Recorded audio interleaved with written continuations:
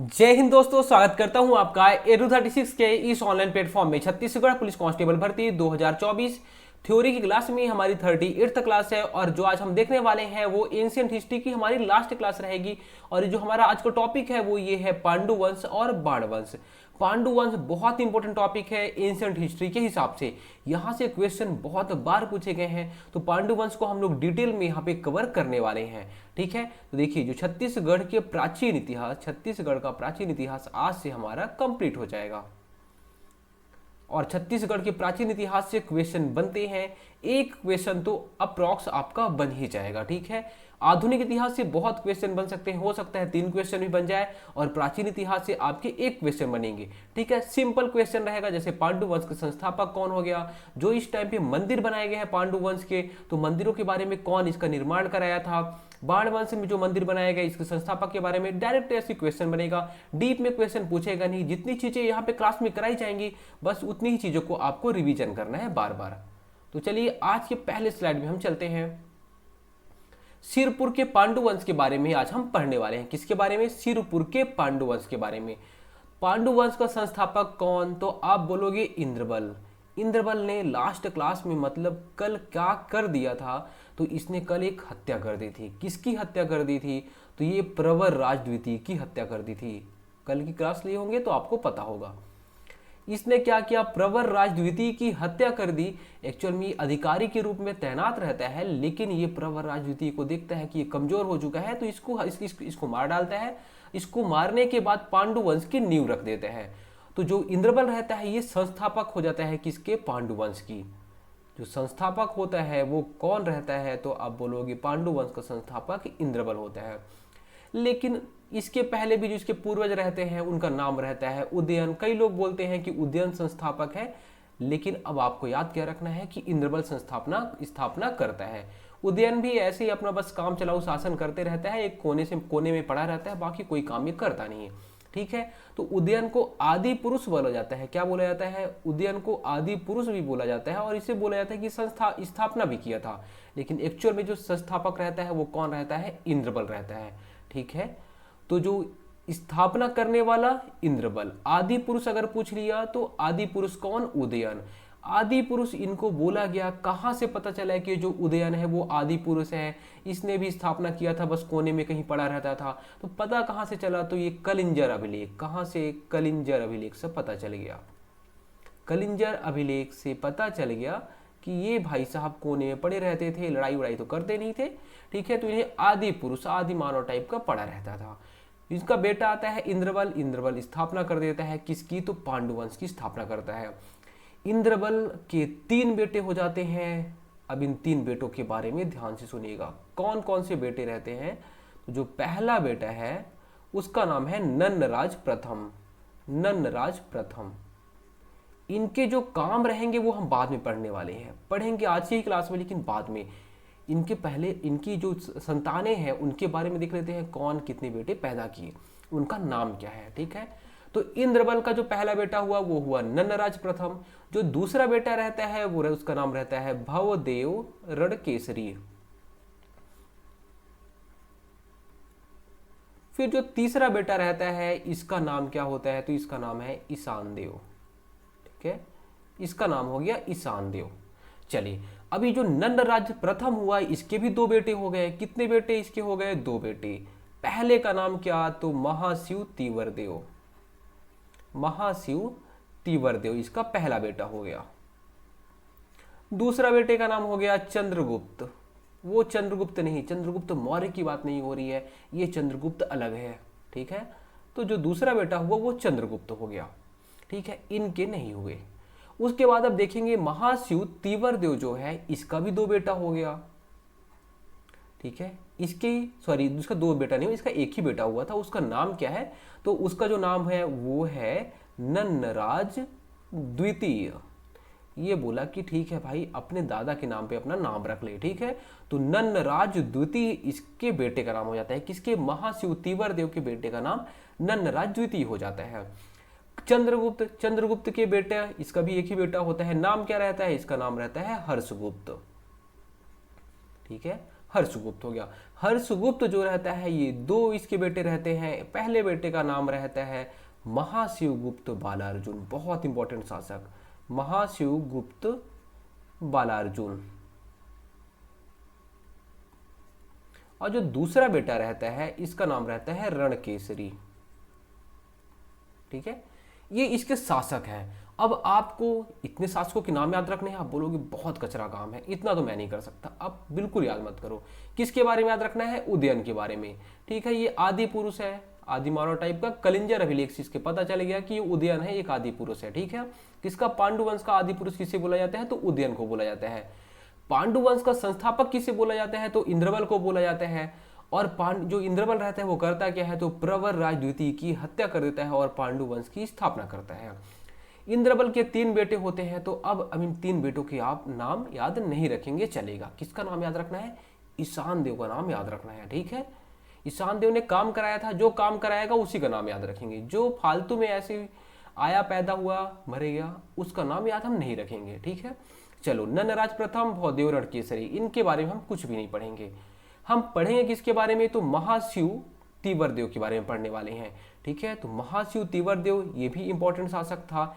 इसके अलावा हम लोग हर्षगुप्त के बारे में पढ़ेंगे और हम लोग महाशिवगुप्त बालार्जुन के बारे में पढ़ेंगे। तो ये इतने शासकों के बारे में हम पढ़ने वाले हैं जहां जहां पे आपको राइट का निशान दिख रहा होगा। ठीक है, तो इनके बारे में हम पढ़ने वाले हैं और इनके नाम आप याद रखेंगे कि जो ईशान देव है वो कौन से वंश का था? तो पांडु वंश का था। महाशिव तीवरदेव कौन से वंश का था? तो पांडु वंश का था।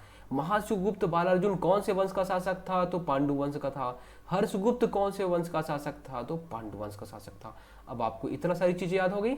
चलिए, इसकी राजधानी, पांडु वंशों की राजधानी कहाँ रहती है? तो सिरपुर रहती है। कहाँ पे? सिरपुर। इसे श्रीपुर भी बोला जाता था और इसे चित्रांगदापुर भी बोला जाता था। ठीक है, ये राजधानी, एक ही राजधानी थी, उसके नाम अलग अलग थे। छत्तीसगढ़ में मंदिरों का काल इसी टाइम पे हुआ था। इस टाइम पे बहुत सारे मंदिर बनते हैं। सिरपुर का लक्ष्मण मंदिर अगर आप गए होंगे तो, गंधेश्वर महादेव मंदिर, सिद्धेश्वर महादेव मंदिर, ऐसे बहुत सारे मंदिर बनते हैं। ठीक है, तो छत्तीसगढ़ में मंदिरों का काल बोला जाए किस टाइम पे हुआ था? तो पांडुवंशी शासकों के टाइम पे ही छत्तीसगढ़ में मंदिरों का काल हुआ था। ठीक है, बहुत सारे मंदिर बनाए गए थे। जो पांडुवंशी शासक थे वो कौन से धर्म को मानते थे? तो वैष्णव धर्म को मानते थे। कौन से धर्म को? वैष्णव धर्म को मानते थे। लेकिन जो महाशिवगुप्त बालार्जुन रहता है, वो कौन से धर्म को मानता था? तो ये मुख्यतः शैव धर्म को मानता था। किसको? शैव धर्म को मानता था। बाकी जितने शासक हुए सारे वैष्णव धर्म को मानते थे। ठीक है, इतनी चीजें आपको याद हो गई। चलिए अगले स्लाइड में देखिए उदयन के बारे में। उदयन के बारे में हमने क्या देखा कि इसे क्या बोला जाता है? आदि पुरुष बोला जाता है। और कलिंजर अभिलेख से पता चलता है, कलिंजर अभिलेख से इसके बारे में पता चलता है। ठीक है, हो गया काम। चलिए आगे, इंद्रबल आता है। ठीक है, इसका बेटा आया इंद्रबल, प्रवर राज द्वितीय की हत्या कर देता है। ये वास्तविक संस्थापक होता है। और जो ये इंद्रबल रहता है ये इंद्रपुर नगर की स्थापना करता है। इंद्रपुर नगर को ही खरौद बोला जाता है। ठीक है, जो खरौद आजकल हम पढ़ते हैं वो खरौद किसे? इंद्रपुर को ही बोला जाता है। और उसकी स्थापना कौन करता है? तो इंद्रबल करता है। इंद्रपुर को ही हम लोग क्या बोलते हैं? तो खरौद बोलते हैं, याद रखना है। खरौद है कहाँ पे आज के टाइम पे? तो जांजगीर चांपा में।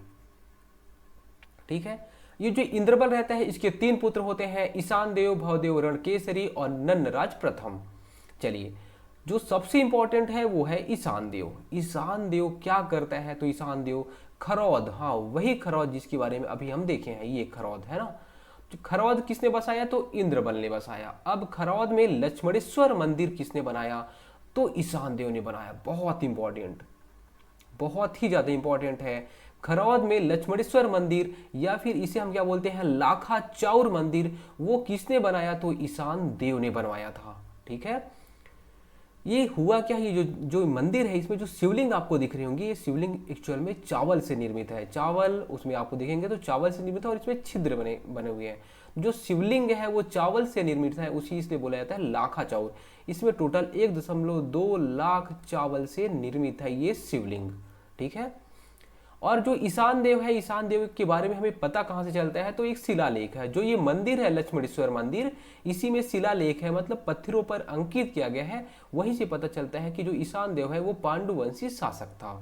ठीक है, तो शिलालेख से हमें क्या पता चल गया कि जो ईशान देव है वो पांडुवंशी शासक था और इसने क्या किया था, तो लक्ष्मणेश्वर या फिर लाखा चावर मंदिर का इसने निर्माण कराया था। ठीक है, चावल से जो ये शिवलिंग आपको दिख रही है, ये जो शिवलिंग है वो चावल से निर्मित है।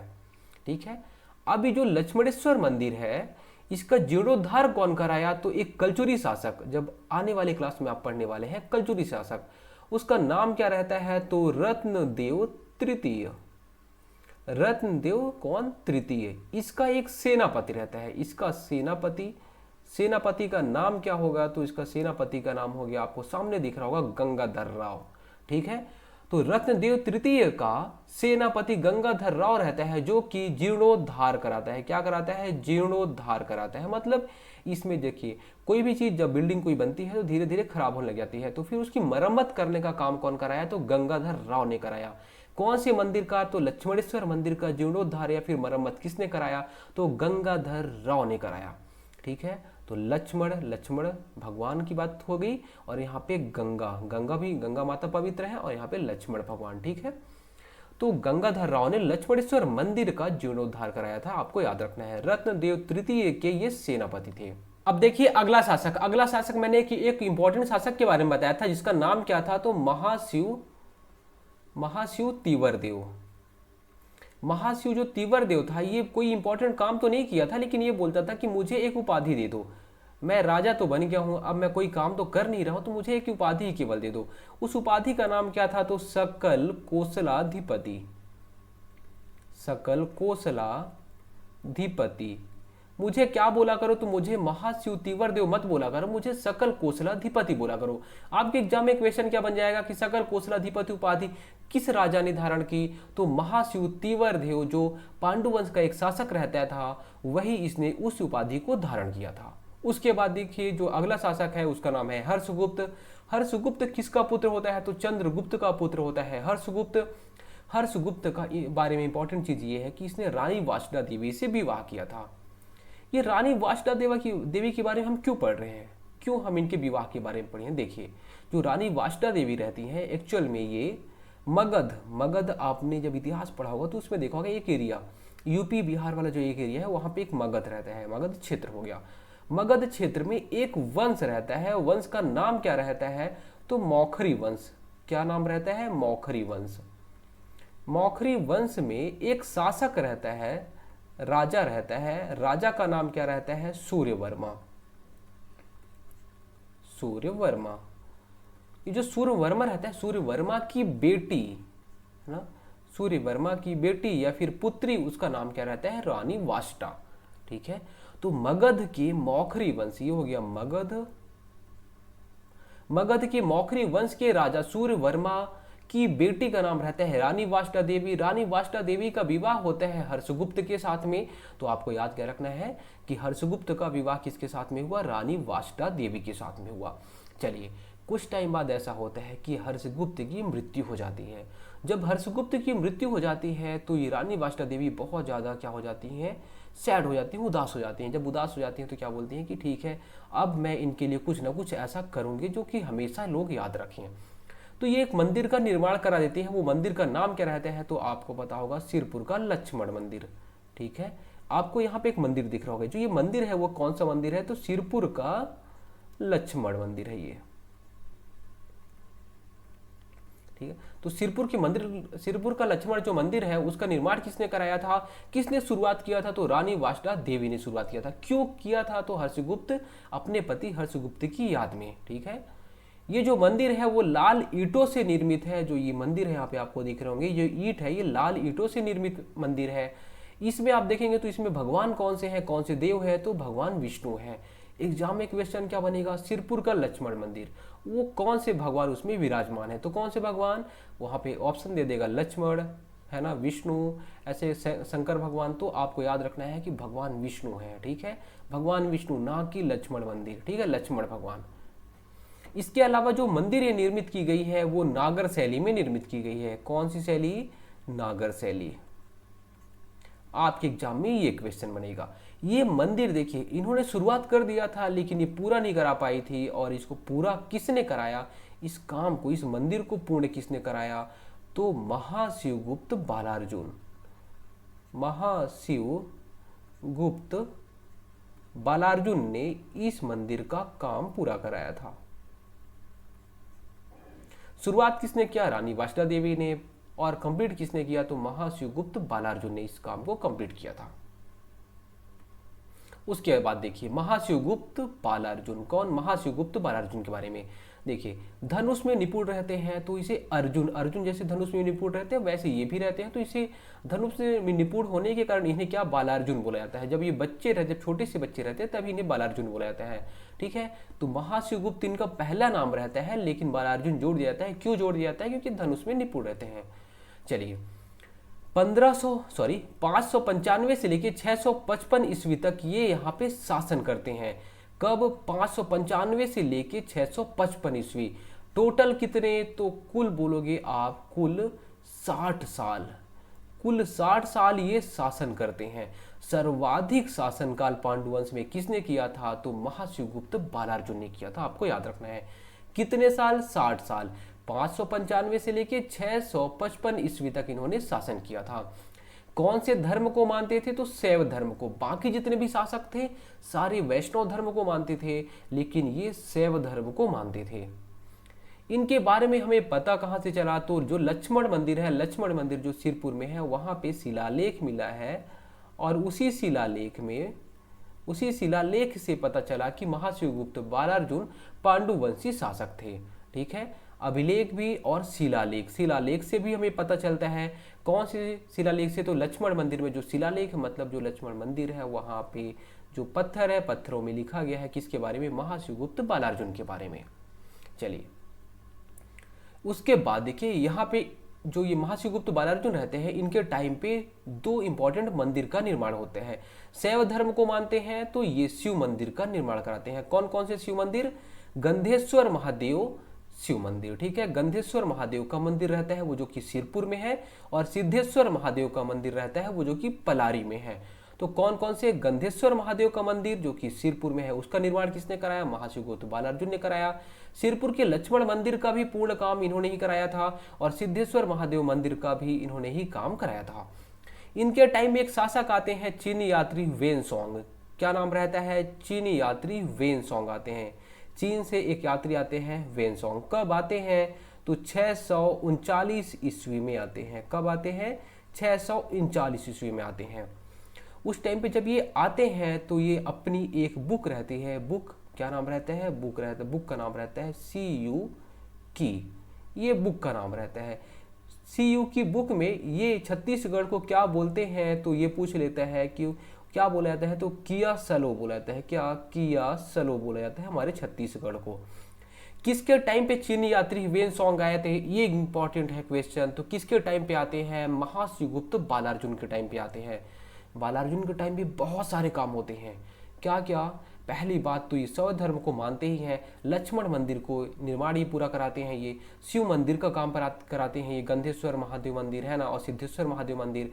चीनी यात्री आते हैं वेनसोंग, और चीनी यात्री जब आते हैं तो इनके साथ में ये रहते भी हैं। ठीक है, इनके टाइम पे आते भी हैं। तो ये जो जब आते हैं तो इन्होंने अपनी एक जो बुक लिखी थी CU की बुक में इन्होंने किया सलो किसे बोला था, तो छत्तीसगढ़ को किया सलो बोला था इन्होंने। चलिए उसके बाद हम पढ़ने वाले हैं बाणवंश के बारे में। बाणवंश में इसका जो संस्थापक रहता है वो कौन रहता है, तो इसका जो संस्थापक रहता है, सीधी सी बात है, कोई भी वंश है तो वंश का संस्थापक रहेगा।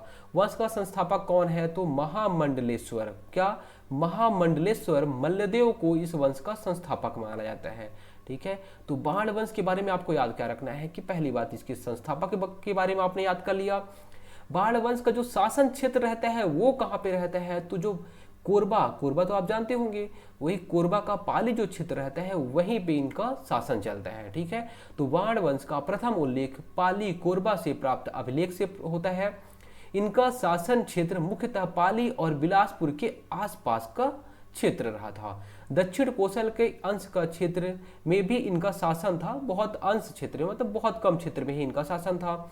पाली कोरबा के अभिलेख से ज्ञात होता है कि इस वंश का जो संस्थापक रहता है वो महामंडलेश्वर मल्लदेव रहता है। ठीक है, कौन रहता है संस्थापक? महामंडलेश्वर मल्लदेव रहते हैं। इसका एक इंपॉर्टेंट शासक रहता है, उसका क्या नाम रहता है? जो बाण वंश का एक इंपॉर्टेंट शासक रहता है उसका नाम रहता है विक्रमादित्य। ठीक है, क्या नाम रहता है? विक्रमादित्य। विक्रमादित्य काम क्या करता है? तो यहाँ पे एक तो आपको मंदिर दिख रही होगी। जो ये मंदिर आपको दिख रही हो, इस मंदिर का नाम क्या है? तो ये मंदिर जो है पाली का शिव मंदिर। ठीक है, ये एक शिव मंदिर है कहाँ पे? पाली में है। कहाँ पे है? पाली में।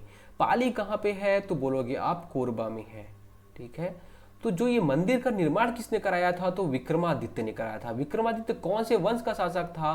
तो बाण वंश का शासक था। बाण वंश का शासक विक्रमादित्य। विक्रमादित्य ने पाली के शिव मंदिर का निर्माण कराया। अभी देखिए कुछ टाइम बाद ऐसा होता है कि जो ये शिव मंदिर है थोड़ा थोड़ा जर्जर होने लग जाती है, तो इसका जीर्णोद्धार भी होता है। और इसका जो जीर्णोद्धार या फिर मरम्मत है वो किसने कराया?